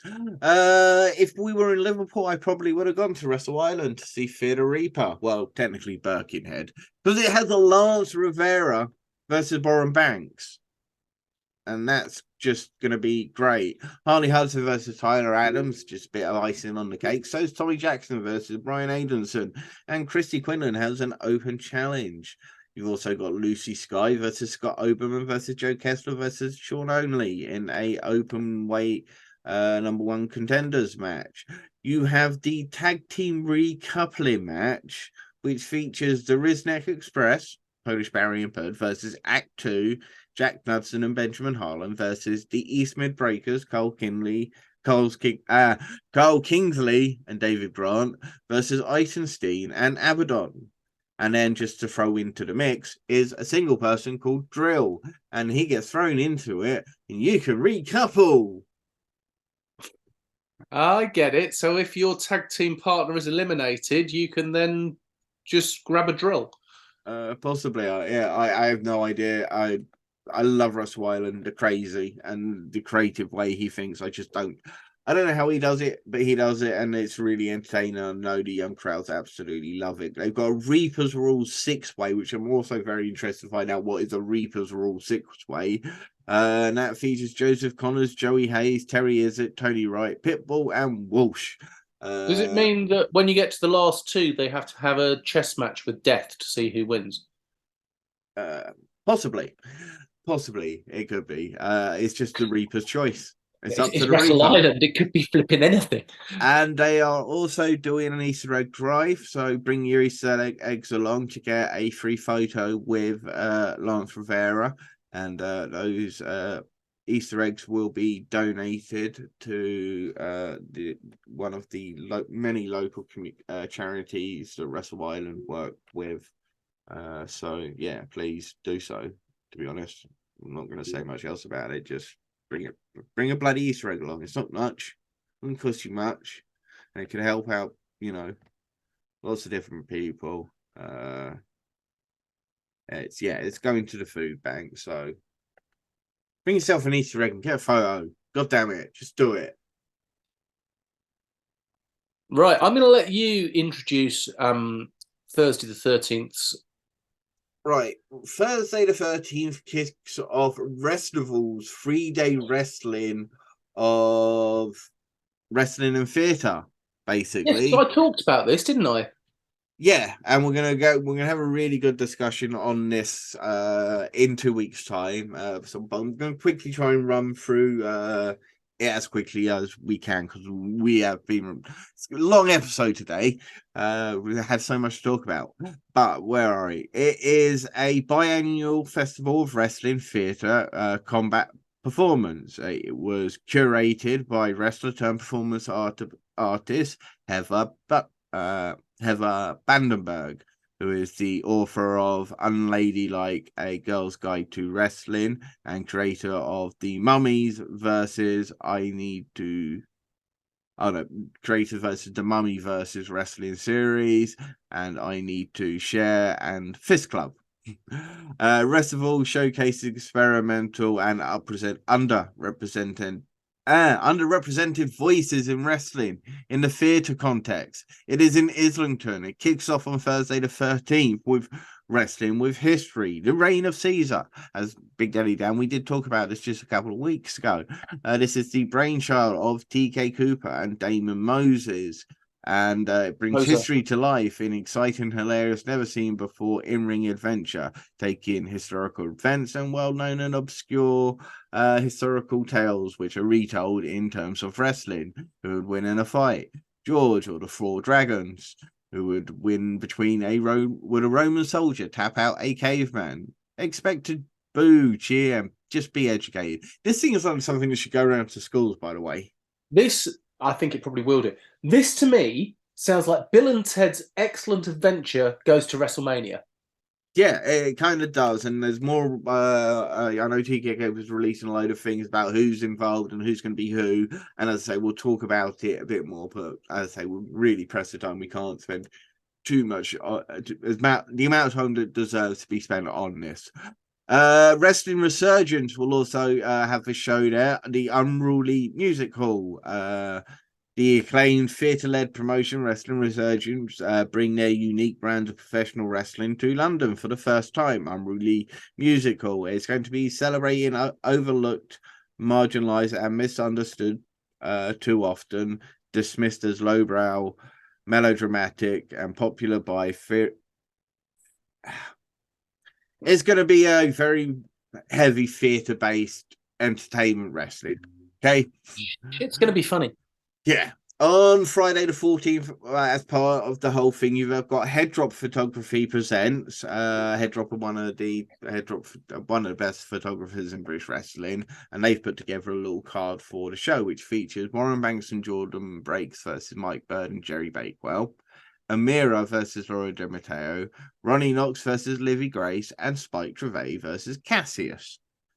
You will also have Roy Johnson presents Everything Patterned, where you'll see Remy Atunji versus Harrison Leon versus Bruno Brown versus KM Lane, Warren Banks versus Levi Muir, the 8-7 versus the East City Sovereigns, Livy Grace versus Mercedes Blaze. Then on Saturday the 15th, and the final day of the show, there will be Galzilla, a new female-owned, led, and dominated wrestling promotion, which is Rhea O'Reilly, who is putting this together. Enter an imagined matriarchal future where heroes of tomorrow are female gladiators. Cry, laugh, shout, take up space as you watch fierce, hard femme heroes shake it up. Expect some of the best stars from British wrestling, women's wrestling, and never be seen before, alongside fresh talent of the female stand-up. And this will be an iconic post-apocalyptic look. I want to do the next one. Go for it. Crypto Chaos by Sasquatch. Is Bigfoot the biggest baddie in town? Who would win in a battle between Mothman and Thunderbird? Could a giant squid take down the Loch Ness Monster? Join a cast of London's best wrestlers as they take on the roles of famous beasts of cryptozoology, real, imaginary, and those in between. Fully leaning into pantomime of wrestling, this is a show for all of the family, an hour of mad-packed hilariousness and spectacular entertainment. And there'll also be Fist Club Birthday Bash. That's right, Fist fans, it's their first birthday, and they cordially invite you to celebrate in style at the closing party of Restival. If you're new around here, then welcome to Fist Club, a sensational sellout queer cabaret and pro wrestling night. Also known as your new favorite pastime. Feast your eyes on dynamite mashup of fantastical comedy, superb drag performances, hard-hitting, jaw-dropping live wrestling from the most exciting grapplers around. Forget about everything you know about wrestling shows. We're flaming, stupendous, action-packed with clear mission to prove that wrestling isn't just drag for straight people, it's drag for everyone. Expect smack-talking kings, sexy ring babes, flying bodies, burlesque, share, backflips, rippling muscles, drama, danger in the silliest way possible. It sounds like a really fun weekend, and as I say, we're going to spend far more time talking about it in 2 weeks' time. Yeah. Friday the 14th. We're only halfway through the month. Southwest Wrestling kicks off their 3-day weekend tour on the 14th because it's another massive weekend of wrestling. The Queen isn't dead. This is in Cheltenham. We've got Priscilla versus Lucia Lee, Jetta versus LA Taylor, Charlie Morgan versus Tonga, Chris Ridgway versus 2-Bit, Wesker versus Kurt Rain and Flynn Burden. LA Taylor is set to appear, and Yestin Reese is also set to appear. Continuing their weekend on the 15th in Tewkesbury, Chantel Jordan and Millie McKenzie will take on Ivy and ZZ. Buzzsaw Bronson will take on Toby Valentine and JD Knight. Ripper Reed will be against Dinger Bain. Zach Knight and RKJ will take on Joel Redman and Eddie Ryan. That's a lot of muscular men in that ring. Axel Carter takes on James Mason, and Chris Bronson will take on Niwa. And then finally on the 16th for this weekend, Pumped Up Kicks in Bristol. Chris Ridgway versus Scott Oberman. Axel Carter versus Harrison Bennett. Tonga versus Nadia Sapphire. Nico Angelo versus Tate Mayfair versus Sid Oakley. Jetta and Charlie Morgan take on Danny Luna and LA Taylor. Flynn Daddy versus Buzzsaw Bronson. And Priscilla versus Kian Fox. Yeah, an absolutely amazing weekend. The two Chris Ridgway matches against Two Bit and Scott Oberman really stand out for me. But also the teaming of Danny Luna and LA Taylor. That should be interesting. But moving on to back to Saturday the 15th. Pro Wrestling Chaos, Kingdom of Chaos in Bristol. Smoking Aces versus Sunshine Machine. Joseph Connors versus Danny Jones. Rampage Brown versus Billy Hayes. And Tate Mayfairs versus Wild Boar. Pro Wrestling And Chaos. Ava Rain versus Rain Leverkusen. Mm. Ava White versus Rain Leverkusen. Yes, Ava White versus Rain Leverkusen. It should be another great show for Pro Wrestling Chaos. Tuesday the 18th, Riot Cabaret Pro Wrestling Fights and Delights at Clapham. Chuck Mambo will face the winner of the TK Birthday Bonanza, which will be the TK Birthday Bash 5-person Rumble. We also have Callum Newman versus Michael Oko in a match that is making Andy literally dribble. Yes. Flash Morgan Webster takes on Spike Trevay. Nina Samuels versus Session Moth Martina, and Sky O'Shaw, another wrestler who my daughter absolutely loves, versus Murdoch. Or, translation, Sky O'Shaw gets murdered by Murdoch. Oh, that's not very nice. Moving forward on to Saturday the 22nd, it's One Pro Wrestling All or Nothing, the Women's Championship Gauntlet. Amal replaces Alex Windsor, but the lineup is Saya Brookside versus Lizzie Ebo versus Millie McKenzie versus Nina Samuels versus Tonga versus Session Moth versus Danny Luna versus Amal. It just so many great women there. It's unbelievable.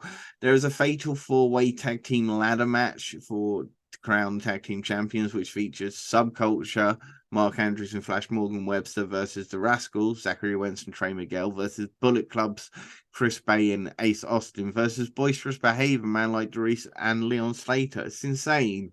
You also got a 1PW Championship Tournament first round matches. Will Ospreay versus Bobby Fish, Mark Haskins versus Elf Herman, Nathan Cruz versus Lance Archer, Cara Noir versus Martin Stone. There's also an openweight championship scramble that has Robbie X versus Leo Rush versus Frankie Kazarian versus Luke Jacobs versus Callum Newman versus Scotty Rourke. You got RKJ teaming with Charles Crowley, which is a combination nobody thought they wanted, but everybody needs. Amir Jordan versus Amir Jordan and Will Cruz. It's insane. Yep. 1PW are putting on very good shows. Yeah, I'm not gonna lie. Yes, they are. Speaking of very good shows, yeah, Progress, Chapter 151, Heavy Metal. Tell me about it. the first cage match in Progress history. I called Cara it. Noir versus Spike Trevay. Just saying, I called it. Yes, you did. LA Taylor takes on Session Moth. There's meant to be a 4-way match, but we don't know if it's going to end up being a 3-way match, seeing as one of the competitors has retired. Eddie Dennis versus Danny Black versus. I don't know why I've done that. It's a 3-way match. Danny Black versus Leon Slater versus Leo Rush. No, it's that guy everyone loves. Eddie Kingston. Eddie Kingston, that's it. It's Eddie Kingston versus Leo Rush versus Leon Slater versus Danny Black. I actually knew that because I've seen the flipping match graphic as well, and Danny Black is really excited. Look, I know everyone's going wild for Eddie Dennis. Eddie Kingston. Because he's awesome. Absolutely going wild. I don't get it. I guess he's got the appeal to the everyday person, but he's the current Mick Foley. Yeah, I guess. Same day you got ICW Fight Club taking Glasgow, where you can see Daz Black versus Kenny Williams. Adam King of the KOE faces Charles Bungard in the first ever pit fight. No rope, no tape fists, KO and submission only. You know, because he's MMA. Big Damo versus Andy Wire will also be in action. Wednesday the 26th, WWE will be live in Birmingham. And then Thursday the 27th, WWE will be live in Manchester. You sound like that old BBC teleprompter guy that used to do the football scores. If you want to go and watch wrestling in Britain, please watch British wrestling. If you want to go and watch WWE, that's fine. Just bear in mind, for the same amount of money it would cost you, you could probably go to 3 British wrestling shows, see better quality wrestling, and have more fun. Yeah, and not sit in the bleachers. But yes, it's a very good point. On Friday the 28th, you got Progress, which is For the Love of Progress, because it's part of the For the Love of Wrestling weekend, which is, of course, the WrestleCon event that happens every year. And this year it is in Manchester, and they've got some incredible lined up guests. But part of the Progress show will be Sunshine Machine and Sanity versus Dominatus Regenum, Spike, Bullet, and Smoking Aces. Oh, I forgot to mention it. Should Cara Noir defeat Spike Trevay in the cage match to become the champion, or should Spike Trevay retain? Spike Trevay should retain. Spike Trevay should retain. There we go. Moving on. Sunday the 30th. Our good friends at Ignite Wrestle Pro have got The Bitter End, which is in Borehamwood, where you can see Corey McRae versus Warren Banks, which should be excellent. Nino Bryant versus Taylor James. Murdoch versus Callie Gray versus Smashing Mike versus Sander Bryan, which is just 4 amazing young talents. Tony Sin versus Harrison Leon. This is kind of your fault, that match happening, because you went and said that Leon was the top man in their tag team, and now look, now they're having a singles match. And I got abused by Tony Sin. You deserve it. You deserve it. And there's also Mark True versus Xander, the Goth Daddy. Wrestle Carnival's Clash at the Carnival. It's really good. Of course it is. It's Wrestle Carnival. They're brilliant. Boisterous behaviour. Pardon? It's in Nottingham this time. It is in Nottingham. It is at the Portland Centre. There is good parking there as well. Just, keeping you informed. Boisterous Behaviour versus Subculture. Danny Luna and Flash. Morgan Webster. Sam Bailey versus Spike Trevay. Holly Hudson versus Ivy. That is a great match. Go and watch it. Brady Phillips versus Liam Slater. Jack Bandicoot versus CJ Rollins. Riley Nova versus Lance Rivera.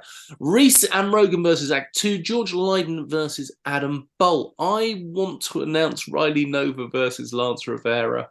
That match is going to be brilliant. Absolutely brilliant. So is Bandicoot and CJ Rollins. Of course, the main event will be excellent as well. And of course, if you've got the VIP tickets, you get the free meet and greet with Danny Luna and Flash Morgan Webster. So go ahead and get yourself some of those. If you want to go to wrestling in London, we would recommend you go to Coliseum Pro Wrestling, where you will see D87 versus KM Lane and Sami Zayn. Ronnie Knox versus Amira. Shah Samuels versus Levi Muir, Yesem Reese versus Simon Miller, and in what will be an absolute British wrestling masterclass, Jack Selstrom versus Joe Redman. That's going to be such a great match. It is indeed. Joel Redman was on the card for the show that I did the announcing for this week. He was absolutely brilliant. He remembers us interviewing him, bless him. Oh, man, that's cool. Yes, I will do a review of that show next week. I will let everybody know how it went, how much fun it was, and yes, I would also like to give a lovely big shout out to Wrestleography, to Seb, the photographer, who got the greatest picture of me coming out to the ring. Just an awesome photograph. Thank you, Seb. And I will talk all about that next week. Is there anything else you want to say, Andy? I don't know. I was going to ask you if there's, which shows you're most looking forward to out of this. But seriously, there's so many great shows. It would be so hard to actually really pick out. I mean, I guess you could pick out the one PW because that is a true, I guess, super show with so many international talent. But you got to look at some of those other shows that have just got so many great British wrestling talent, from Rev Pro UK to Wrestle Carnival to Ignite Wrestling. Heavy metal. Riot Rabbit, King of Chaos Wrestling, Pro Wrestling Chaos, sorry, Ultimate British Wrestling for your locals. Just just support British wrestling, support independent wrestling, and support podcasts that support independent wrestling, and just don't feed the trolls.